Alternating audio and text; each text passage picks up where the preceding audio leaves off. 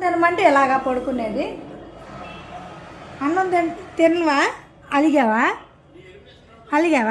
చో ఆయి మా అబ్బాయి ఆమె తినలేదమ్మా, పత్రం పిల్ల అన్నం తినలేదమ్మా, నాన్న తల్లి అన్నం తినలేదమ్మా, పొద్దున్నుంచి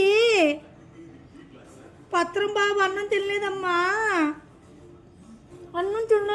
పత్రం కాడు అడుగుతున్నావు కదా. యూట్యూబ్లో పెట్టానా?